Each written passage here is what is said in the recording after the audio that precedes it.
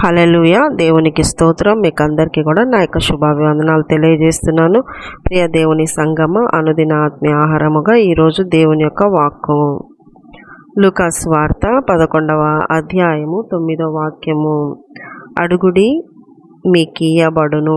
హల్లెలూయా. దేవునికి స్తోత్రం. దేవుని సంగమ, మీరు కొంచెం లోతుగా ఆలోచించేటువంటి ఆత్మీయ స్థితిలోకి రావాలని నేను కోరుకుంటున్నాను. ఎందుకంటే ప్రతి మాటను ఆత్మ సంబంధంగా ఆలోచించకుండా భూ సంబంధంగా ఆలోచించినట్లయితే, శరీర సంబంధంగా ఆలోచించినట్లయితే అవి మీకు మీ విశ్వాసమును దెబ్బతీస్తాయి. ఎందుకంటే ఆత్మ సంబంధమైనవి శరీర సంబంధమైన వాటితో మనము ఆలోచించినప్పుడు మనకే దేవుని పట్ల విశ్వాసం తగ్గిపోయి వెనకడుగు వేసేటువంటి ఆలోచనలు వస్తాయి అన్నమాట. ఎందుకు చెప్తున్నానంటే, అడుగుడి మీకు ఇవ్వబడును అంటే ఖచ్చితంగా దేవుడు ఇచ్చేవాడై ఉన్నాడు, ఇస్తాడు, అడుగుతే తప్పకుండా నెరవేరుస్తాడు అని నమ్ముతాము. కానీ కొంతమంది జీవితాల్లో ఎన్నో ఉపవాసాలు ఉండి ఎంతగానో శ్రమ పెట్టుకుంటారు, శరీరాన్ని అడుగుతుంటారు, ఉపవాసాలు ఉంటారు, ఎంతనో ప్రాధాయపడతారు, తెల్లవారుజామున లేచి ప్రార్థించుంటారు. కానీ అవి అడిగినవన్నీ కూడా నెరవేరకపోయిండొచ్చు. అప్పుడు అనిపిస్తుంది, ఈ మాట ఆ యొక్క ప్రార్థన అంత చేస్తే ఇయ్యలేదు, ఈ మాట దేవుడు కరెక్టే నాకు చెప్పినాడా, కరెక్టేనా ఈ మాట అని ఇంత అడిగినా కూడా ఇవ్వలేని దేవుడు, ఈ మాట నాకు నచ్చలేదు, ఈ మాట దేవుడు నా పట్ల నెరవేర్చలేదు అనేటువంటి ఒక నెగటివ్ థాట్కి మీరు అవకాశం ఇచ్చిన వాళ్ళు అవుతారు. ఇక్కడ దేవుడు మనతో మాట్లాడుతున్నటువంటి ఏంటిదంటే, అడుగుడి మీకు ఇవ్వబడదు. నిజమే, అడిగితే ఆయన ఇస్తానన్నాడు. కానీ దేవుని బిడ్డలారా, దేవుడు ఆత్మ అయిన దేవుడు, ఆయనకు ఒక రాజ్యం ఉంది. ఆ రాజ్యము నిమిత్తమే ఆయన వచ్చినాడు. ఆయన వచ్చి ఆయన పిల్లల కొరకు రక్తం కార్చి ఆయన ప్రాణం పెట్టి తిరిగి లేచి పునరుద్ధానుడై ఆయన వెళ్ళిపోతూ మళ్ళీ వచ్చి నేను మిమ్మల్ని తీసుకెళ్తాను, సంఘాన్ని తీసుకెళ్తాను అని చెప్పినాడు. సో ఆయన ప్రతి అంశము కూడా ఇక్కడి సంబంధమైనది కాదు, అక్కడ ఆత్మ సంబంధమైనది, పరలోక రాజ్యం సంబంధమైనది. అడిగే ప్రతి ఒక్కరికి కూడా ఆయన అనుగ్రహించేవాడై ఉంటున్నాడు. అది మొదట మీరు గమనించుకోవాలి. చూడండి, ఇప్పుడు చాలామంది ఈ వాక్యము తెలియని స్థితిలో ఉన్నారు. ఫస్ట్లో మరి నేను కూడా రక్షణ పొందిన మొదటి దినాల్లో నేను 9th రక్షింపబడినాను. 9th రక్షింపబడినానంటే అది కూడా ఎలాగంటే, అడిగితే ఇస్తాడు దేవుడు, దొంగతనం చేయొద్దు, అడిగితే ఇస్తాడు అనే మాట ఒక సండే స్కూల్ టీచర్ చెప్తే నేను విని, అడిగితే దేవుడు ఇస్తున్నప్పుడు నేను ఎందుకు తెలియకుండా దొంగతనం చేసి నేను తినాలి, తీసుకోవాలి ఇంట్లోనే. సో ఇలాగ నేను అడుగుతాను, నా దేవుడు నాకు ఇస్తాడు అనే మాటతో, అడుగుడి మీకు ఇవ్వబడిన ఆ మాట, ఆ వాగ్దానంతోనే మొదట్లో నేను అడిగేదాన్ని దేవుని, ప్రభువా నాకు అది తినాలనుంది, ఇది కావాలనుంది, నా పేపర్స్ దొరకలేదు, పెన్సిల్ దొరకలేదు. సో చిన్న వాటిని అడుగుతున్నప్పుడు దేవుడు ఆ థాట్స్ని కరెక్ట్ క్రమంగా నడిపించి, ఫలానా విధంగా అక్కడ పెట్టుకున్నాను, దొరికేసింది. ఆ తర్వాత నేను అడిగినాను, సో సాయంకాలానికి రావటం, లేదంటే మరుసటి రోజుకి నేను పొందుకోవటం జరిగింది. కానీ ఆ స్థాయిలోనే ఇంకా నేను నిలిచిపోలేదు.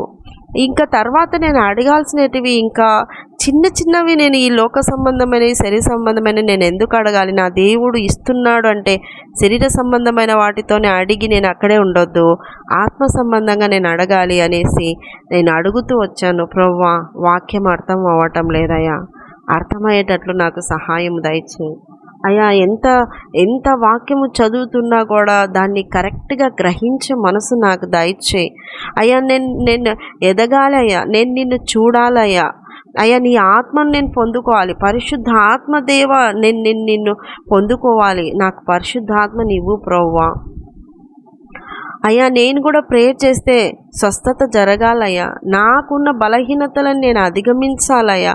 ప్రభువా, నా కుటుంబంలో ఉన్నవారు బలహీనులైపోతున్నారు, నరకానికి పాత్రులుగా ఉన్నారు అయ్యా, వారి ఆత్మలు అలా వెళ్ళొద్దయ్యా, వారి ఆత్మలను రక్షణలోనికి తీసుకురండి అయ్యా అని అడుగుతూ, ఇంకా అనేక మంది బంధువులు, రక్త సంబంధికులు, స్నేహితులు, సహాయము చేసిన వారు, మేలులు చేసిన వారు, చివరికి అధికారులు, టీచర్స్, కొలీగ్స్, ఎవరి ఏ ఏ సిచ్యుయేషన్లో, ఏ పరిస్థితుల్లో మన లైఫ్ అలాగా వెళ్తున్నప్పుడు మన సరౌండింగ్స్లో ఉన్న వ్యక్తులందరి గురించి కూడా నేను అడుగుతూ వచ్చాను. మీరు అలా అడుగుతూ రావాలి. అడగడం అనేది చిన్న స్థాయిలో నుండే నిజంగా దేవుడు ఒక్కసారి నేను ఇస్తాను అనేది చిన్న దాంతోనే స్టార్ట్ చేసినప్పుడు నువ్వు ఇంకా చిన్న వాటిని అడగొద్దు. వాటితోనే నీ ఆత్మీయ జీవితాన్ని ముడిపెట్టుకోవద్దు. ఇది మెయిన్ పాయింట్. నీ ఆత్మీయ జీవితము స్థాయి పెంచుకో.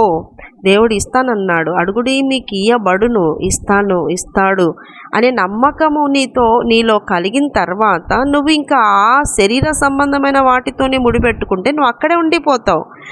ఇంకా అక్కడే స్థాయికి నువ్వు ఎదగాలి అంటే ఇంకా లోక సంబంధమైన ఘనతకు వచ్చేటువంటి వాటిని నువ్వు అడగకుండా ఇచ్చే దేవుడే. అడిగినా కూడా ఇవ్వలేదు అంటే నిన్ను ఎంతో ప్రేమిస్తున్నాడు ఆయన. ఆ తర్వాత నీ స్థాయి పెంచాలని కోరుకుంటున్నాడు దేవుడు. చాలామంది అడుగుతూ ఉంటారు, ఉద్యోగాలు అడుగుతారు, ఆ తర్వాత పిల్లల్ని అడుగుతారు, ఆ తర్వాత ఇల్లులు అడుగుతారు, తర్వాత బిజినెస్ డెవలప్మెంట్. సో ఇవన్నీ జరుగుతూ ఉంటాయి. అడగకపోయినా కూడా దేవుడు తన పిల్లల శ్రమకు వృద్ధిని కలగజేస్తాడు, ఆశీర్వదిస్తాడు, ఇస్తాడు, పిల్లల్ని కూడా ఇస్తాడు, అన్ని విషయాల్లో ఇస్తాడు. కానీ వాటితోనే నీ జీవితాన్ని ముడిపెట్టుకోవద్దు. అవి ఇస్తేనే నా దేవుడు ఉన్నాడు అనేది కాదు. నువ్వు ఇవ్వకపోయినా, యోబు అదే అంటారు కదా, ఈ రోజున ఉన్నప్పుడు నేను స్తుతించటం కాదు, లేకపోయినా నేను స్తుతిస్తాను. ఉన్నా స్తుతించటమే నేర్చుకోవాలా, లేకపోయినా స్తుతించడమే నేర్చుకోవాలా, ఇచ్చినా స్తుతించడమే నేర్చుకోవాలా, ఇవ్వకపోయినా స్తుతించడమే నేర్చుకోవాలి. విశ్వాసపు స్థాయి పెరగాలి. విసుగక ప్రభు సన్నిధిలో నువ్వు ప్రార్థించి అడగాల్సినవి ఏంటివంటే, నువ్వు ఏదో లోక సంబంధమైనవి అడుగుతూ పొందుకుంటూ విశ్వాస స్థాయిని ఆడి వరకే పెట్టుకుంటే నీ స్థాయి పెరగనట్టే. ఇంకా నువ్వు పెరగలేవు. అలా కాకుండా నీ విశ్వాస స్థాయి పెంచుకోవాలంటే విసుగక ప్రభు సన్నిధిలో అడుగు. వేటిని అడుగుతా వస్తావు? ఇదిగో ఒక చోట రాయబడింది కీర్తనల గ్రంథంలో, కీర్తనల గ్రంథం 2వ అధ్యాయం 8వ వచనంలో ఏం రాయబడింది? జనములను స్వాస్థ్యముగా అడుగు, నేను నీకు ఇస్తా అన్నాడు. జనములు స్వాస్థ్యంగా ఎందుకు అడుగుతారు? ఆత్మలు రక్షణలోకి రావాలి ప్రభువా. నువ్వు అడిగితే వాటిని స్వాస్థ్యంగా దేవుడు ఇస్తాడంట. జనాలను ఇస్తాడంట. ఒక్కరు, ఇద్దరు, ముగ్గురు కాదు, జనాలను ఇస్తాడు. జనములను నీకు స్వాస్థ్యంగా ఇస్తాడంట. అటువంటి ప్రార్థన పరుడిగా మారు. ప్రభువా, ఈ సంవత్సరం నేను ఒక 5 ఆత్మలు ప్రభువా నీ సన్నిధికి నడిపించాలి. నేను నీ ఇలాంటి జనములను నేను స్వాస్థ్యంగా పొందుకోవాలయ్యా. అయ్యా అడుగుతున్నానయ్యా, నువ్వు ఇస్తావయ్యా. పలానా వ్యక్తి నాయన తాగుడుకు బానిసై విడుదల అయ్యా, ఇదిగా అయ్యా పలానా వ్యక్తి నాయన పాపంలో ఉన్నాడు, విడుదలయ్యా అని నువ్వు అడుగుతూ ఆ ఆత్మలను నువ్వు సంపాదించు. దేవుడు ఖచ్చితంగా వారికి విడుదలిచ్చి నీ చేతికి అప్పగిస్తాడు. నీకు ఇస్తాడు. ఆ ఆత్మలను తీసుకుపోయి చక్కగా ఒక సేవకునికి నువ్వు అప్పగించి సంఘంలో నాటి వాళ్ళని ఫలించేటువంటి వారుగా మార్చండి. కొంతమంది దేవుని సన్నిధికి నడిపించరు. ఇంకా వాళ్ళే ప్రార్థించి వాళ్ళే ఒకవేళ వాళ్ళు కన్న తర్వాత వాళ్ళకు ఆ దేవుడు వాళ్ళకు ఆ ఆత్మలను అప్పగించిన తర్వాత వాళ్ళ ఫాలోవర్స్గా పెట్టుకుంటారు. ఇక వాళ్ళు చర్చికి వెళ్తేనే వీళ్ళు రావటం, వాళ్ళు ప్రార్థిస్తేనే వీళ్ళు ప్రార్థించటం, వాళ్ళు కానుకలు ఇస్తేనే వీళ్ళు కానుకలు ఇవ్వటం, వాళ్ళ ఫాలోవర్స్గా మారి సేవకునికి పక్కన ఒక బల్లెంలాగా ఉంటారనమాట. ఒక గ్యాంగ్ను తయారు చేసుకుంటారు సంఘంలో. అలా ఉండకూడదు. నువ్వు అడిగిన తర్వాత నీ ప్రభువు నీకు అప్పగిస్తే నువ్వు చక్కగా నువ్వు వెళ్ళే మందిర సేవకునికి ఆత్మలను అప్పగించి అక్కడ నువ్వు లోబడి వాళ్ళకు నేర్పిస్తూ వాళ్ళను కడుతూ వాళ్ళకు కూడా మనసులో బాధ కలిగినప్పుడు వాక్యానుసారంగా వాళ్ళని హెచ్చరిస్తూ సమాధానపరిచి ఇలాగే వెళ్ళాలి మన దేవుని వాక్యంలోకి లోబడి అని అలాగా ఐక్యత సంఘంలోకి తీసుకురావాలి. నువ్వు అడుగు, దేవుడు నీకు ఇస్తాడు. నీకు ఇయ్యబడు నన్ను చెప్పిన దేవుడు ఖచ్చితంగా ఇస్తాడు. ఇంకోటి ఏంటంటే, ఇక్కడ ఈ మాట చెప్పిన తర్వాత దేవుడు అంటారు కిందికి వచ్చేసరికి, మీలో మీకు కుమారులు ఉంటే, మీ కుమారుడిగాన చేపను అడిగితే మీరు పామునిస్తారా? గుడ్డును అడిగితే తేలునిస్తారా? మీరు మనుషులయ్యుండి చెడ్డవారయ్యుండి మీరే మీ పిల్లలకు మంచి ఇవ్వాలని ఇవ్వాలనుకుంటే, నేను మంచి దేవుణ్ణి, నేను పరలోకమందున్న తండ్రిని నేను మీకు ఇంకా ఎలాంటివి ఇస్తాను? మీరు అడిగేటివి ఎటువంటివైనా కానీ నేను ఇచ్చేటువంటివి ఎలా ఉంటాయి అంటే, అడుగు ప్రతి వారికి పరిశుద్ధాత్మను ఎంతో నిశ్చయముగా నేను ఇచ్చేదను. హల్లెలూయా. ఈ రోజున పరిశుద్ధాత్మను పొందుకోవడానికి ఒక రోజున ఉపవాసం ఉండి ప్రార్థించే వాళ్ళు ఉన్నారా? పరిశుద్ధాత్మను పొందుకోవాలని కన్నీరు కారుస్తూ తిండి లేకుండా 3 రోజులు మోకాళ్ళ మీదనే ఉండగలిగిన వాళ్ళు ఉన్నారా? కనీసం గంట సేపు మోకాళ్ళుండి ప్రభువా మీ ఆత్మతో నన్ను నింపు నింపు నింపయ్యా నింపయ్యా అని ఏకాగ్రతతో పెట్టి మరి ఉపవాస కూడికల్లో అటువంటి ప్రార్థనా పరులుగా మీరు ఉన్నారా? మోకాళ్ళ మీద ఉండమంటే మోకాళ్ళ నొప్పులు, ఉపవాసం ఉంటే కడుపు నొప్పి, రకరకాలుగా శరీర సంబంధంగా ఉంటే ఎట్లా నువ్వు పొందుకోగలుగుతావు? నువ్వు అడగాల్సినవి ఏంటివి? నువ్వు ఆయన బిడ్డవని మొదట గ్రమగణించుకో. నువ్వు పరలోకమందున తండ్రి బిడ్డవి. నువ్వు అడగాల్సినవి ఆత్మ సంబంధమైనవి. నీ విశ్వాసం పెరగాల్సింది కూడా ఆత్మ సంబంధమైనవి పొందుకుంటూ పెరగాలి. అలా పెరుగుతూ ఆత్మలో నువ్వు వృద్ధి చెంది ఆత్మను నువ్వు పొందుకొని ఆత్మలో అనేక మంది జనములను స్వాస్థ్యంగా నువ్వు సంపాదించి దేవుని కొరకు కష్టపడాలి. అలాంటి బ్రతుకు నీలో ఉందా?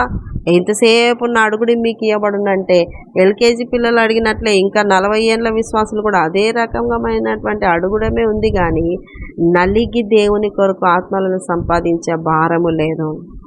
కనీసం కుటుంబాల్లో వాళ్ళకన్నా వాళ్ళని కాపాడుకోగలగలేకపోతున్నారు ఈ రోజుల్లో.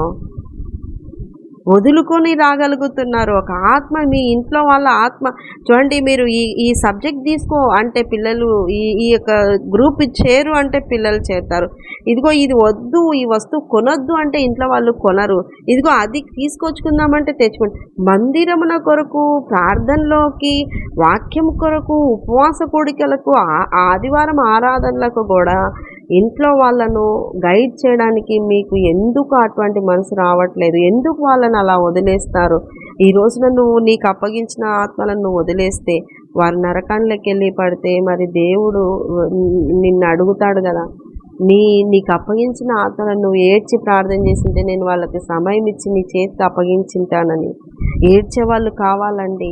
ప్రభు దగ్గర యోవేలు గ్రంథంలో ఒక మాట రాయబడింది, నువ్వు జాలి చేసుకో ప్రభు అని వేడుకోవాలంట. నువ్వు రక్షింపబడిన నువ్వు నీ ఇంట్లో ఒక్కడివే ఉండొచ్చు, ఒక్కదానివే ఉండొచ్చు.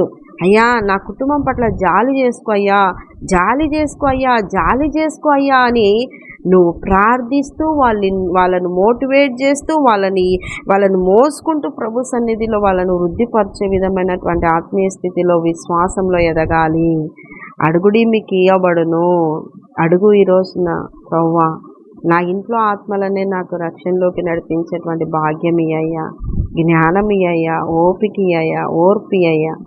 అడుగు. కాకులకు, సింహాలకు, ఆ జంతువులకే ఆహారాన్ని సిద్ధపరిచిన దేవుడు ఈ రోజున నీకు ఆహారం ఇయ్యడా, బట్టలు ఇయ్యడా, తర్వాత ఇల్లు ఇయ్యడా? అన్నీ ఇస్తాడు. ఈ రోజున డబ్బు, ఇల్లు, అన్నము ఎవ్వరికి కొదవలేదు తెలుసా? బట్టలు అన్నీ సమృద్ధిగా ఉన్నాయి. ఈ రోజుల్లో ఆత్మలకు సరైన వాక్యం లేక అల్లాడిపోతూ ఉన్నా. సరైన వాక్యానుసారమైన బ్రతుకు లేదు. ఒకసారి గమనించుకోండి, వాక్యము లోతుగా అర్థం చేసుకోండి. అడుగుడి మీకు ఇవ్వబడును. దేవుడిని దగ్గర ఏం అడగాలి, ఏం అడగకూడదు. ఒక విధవరాలు మనుషులను లక్ష్య పెట్టని వాడు, దేవునికి భయపడని వాడు. అటువంటి న్యాయవాది దగ్గరికి ఒక విధవరాలు వెళ్ళి మాటికి అడగటం వల్ల ఆమెకు న్యాయం తెచ్చినాడంట. విసుగక ప్రార్థించేవారు ఖచ్చితంగా వారు అడిగినది పొందుకుంటారు. వారు వేడుకున్నది వారికి న్యాయం దేవుడు జరిగిస్తాడు, పొందుకుంటారు. అన్యాయస్తుడు కాదు నీ దేవుడు. ఖచ్చితంగా దీవిస్తాడు. ఖచ్చితంగా నీ కన్నీరు వృధా అయిపోదు. ప్రార్థించే తల్లులు, ప్రార్థించే తండ్రులు, ప్రార్థించే యవ్వనస్తులు, కుటుంబాల్లో మొరపెట్టే స్త్రీలు మారాలా. ఎక్కడ మారుతున్నారు? ఎంతసేపు ఉన్నా కూడా మొరపెట్టడానికి వచ్చేసరికి మౌనంగా మూగిదయాలు పట్టినట్టు ఉంటారు. ఇళ్ళల్లో కానీ మా సంఘంలో కానీ అన్ని చోట్ల నోరెత్తుకొని మాట్లాడతారేమో కానీ ఈ స్త్రీలు పురుషులు సంఘం కాడికి వచ్చేసరికి మౌనమైపోయి ఉంటారు. ఇళ్లలో ప్రార్థనలు అంటే మౌనమైపోయి, ఎందుకని ఏడ్చి ప్రార్థించే తల్లులుగా, తండ్రులుగా, యవనస్తులుగా, పిల్లలనుగా మార్చుకొని ఆ విధంగా కుటుంబం కట్టుకోవాలి. కాబట్టి ప్రియ దేవుని బిడ్డలారా, అడుగుడి మీకు ఇవ్వబడును. ఈ రోజు నుండి మీ ప్రార్థన స్థాయి పెంచుకోండి, ఆత్మీయంగా బలపరచబడండి, విశ్వాసములో ఎదుగుతూ రాకడికై సిద్ధపడండి. ఈ వాక్యము దేవుడు దీవించును గాక. ఆమె చిన్న ప్రార్థన చేసిన నీకు వందనాలయ్యా, నిన్న వారిని దీవించి అడిగే విషయంలో సరైన రీతిలో అడిగి నిన్ను సంతోషపరచు, అనేక ఆత్మలు పరలోక రాజ్యానికి సిద్ధపరిచేవారుగా, సంపాదించేవారుగా మార్చమని ఏసు పరిశుద్ధ నామములో అడుగుతున్నాం మా తండ్రి. Amen amen amen. ఏసు రక్తమేజం శిలువ రక్తమేజం ప్రవేశ నామానికి సంపూర్ణ విజయం కలుగును గాక. Amen amen amen. Good morning, praise Lord. దేవుడు మళ్ళీ దీవించి ఆశీర్వదించును గాక. ఆమెన్.